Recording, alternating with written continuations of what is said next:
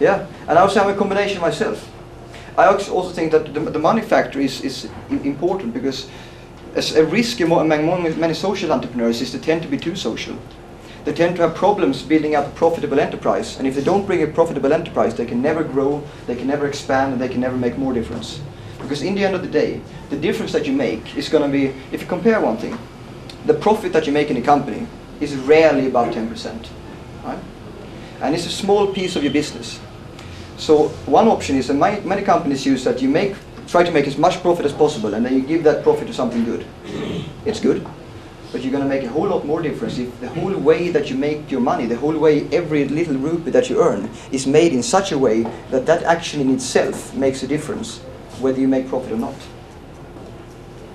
Then of course it's always the question of what you use the money for. I always use my profit to reinvest in new social business, because that is the most funniest thing I know. But I wouldn't I mean, if someone here were to come and become a billionaire doing social business, I would be the first one to applaud and say, this is beautiful. I think that's a role model. I think it's terrible when you become a billionaire making something else. But I think you have something really interesting here. I mean, on one hand, if you can bring the money back to the family, your 90% of your problem is solved. And I think we have a misconception of how to start a company. In this country, in Sweden, and in the world, you believe that, first, to start a company I need to spend money.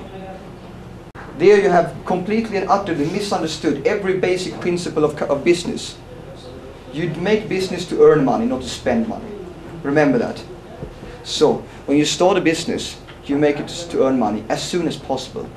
Most people, when you start a company, it often starts like, first you have this idea.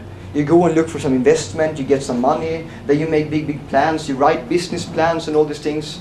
Maybe now in 2011 people start making websites, and they start making brochures, they make business cards, and they go to seminars and do all these things. And waste a lot of time and money doing something that is completely useless. What you need to do is you need to take your idea and you need to sell it. That's it. Because I believe, and I'm quite sure about one thing, is that if you cannot sell your product or your service before it exists, you're not going to be able to sell it later on also. We sold out 3,000 cars before they existed. That's how you try something out. And what you need to do, whatever service you're into, because when you try to sell something, the person you're selling to, it is about two things. They should believe in your product, but even more important, they should believe in you.